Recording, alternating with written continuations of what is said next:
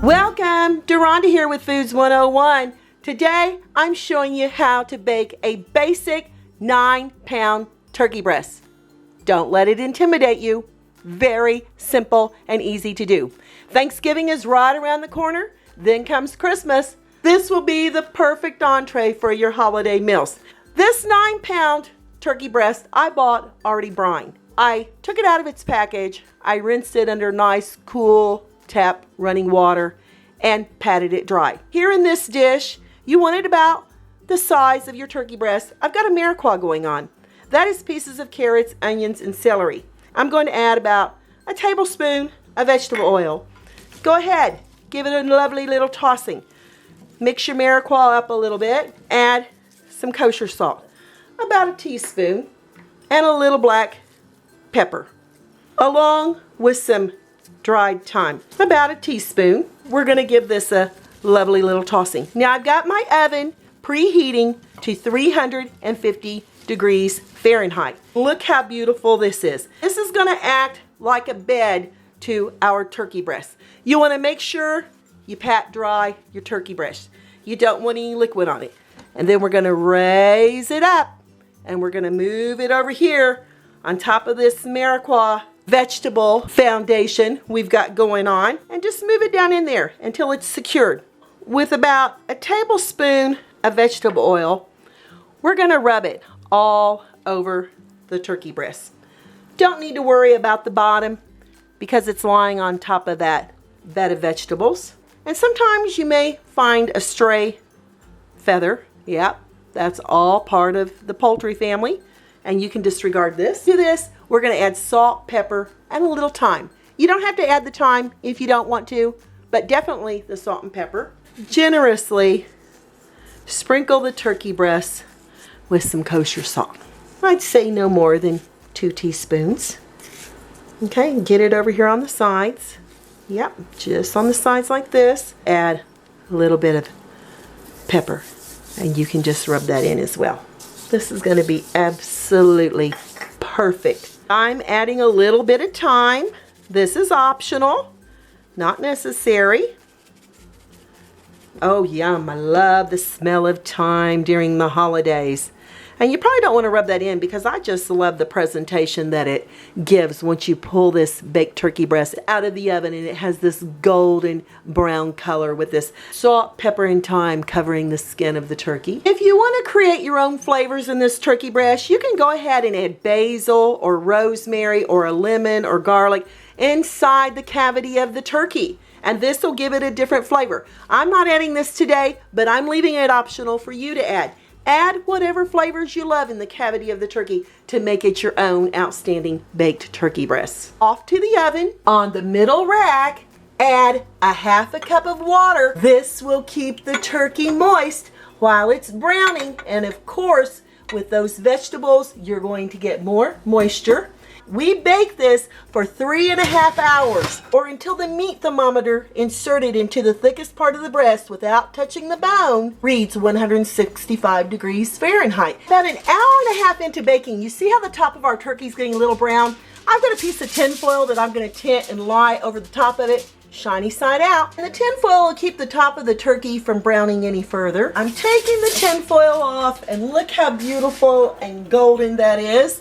And I'm going to insert a meat thermometer into the thickest part of the breast like this. And we're going to want it registered to 165 degrees Fahrenheit. So now it's time to take it out of the oven. Let your turkey just rest here on the countertop for 30 minutes until all the juices reabsorb back into this turkey breast before we carve into it. And look what a beautiful turkey breast that is. I transferred my turkey breast over to a plate using 2 large spoons because I'm going to show you how to make gravy from this delicious broth that's come from this turkey breast. We're going to find us a small medium bowl that we have right here, and I've got a strainer. We're going to put this in here And we're going to dump all of our juices. Be very careful while doing this because it's still hot, and you definitely want to do it while it's still hot. We're going to discard this so we can throw it out. Now we're going to put this in the refrigerator, and all the fat's going to come to the top, and I'm going to show you how to make our gravy after that. The secret to making the gravy from your turkey drippings, we're going to remove this. You see this fat part right here? Remove it with the regular spoon, or if you want to use a slotted spoon so you can make sure you keep all your turkey drippings, that's great too. We can discard this, just throw it out. You're not going to need it anymore. A 12-inch skillet, we're going to add that turkey broth. And if you want to use a saucepan, you may do that too. Over here to the oven top, we're going to bring this to a boil. To thicken our turkey broth, we're going to add 2 tablespoons of all-purpose flour into a 1 cup measuring cup. We're going to add a 1/2 cup of evaporated milk or just regular whole milk. With a whisk, we're going to whisk this around. You don't want any lumps in there. We've got our turkey broth boiling, and we're going to come back with that cream and flour mixture and thin little ribbons. We're going to add it into the broth, just a little bit at a time, because we're looking for a little bit of thickness here on the gravy we're making. And after about a minute, you're going to see how thick your gravies become. This is 2 cups of drippings. It's coming to a boil again, and I want my gravy a little thicker than that. So I'm just going to add a little bit more flour and cream. This is the perfect consistency. Take a spoon, show you.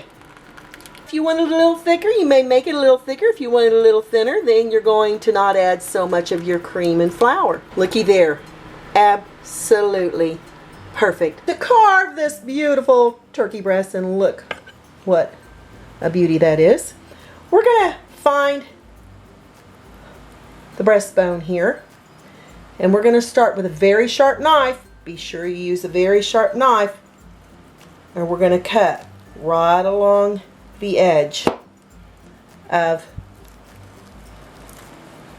the carcass bones.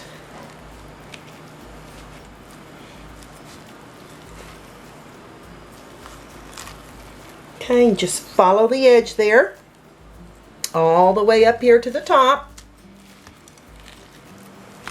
And it'll just come off very, very beautiful. And look what a beautiful turkey breast that is. For serving, and we'll set this off to the side. If you want to clean it up a little bit, you may do that too. For the serving part of your turkey, we're going to slice it against the grain of the turkey.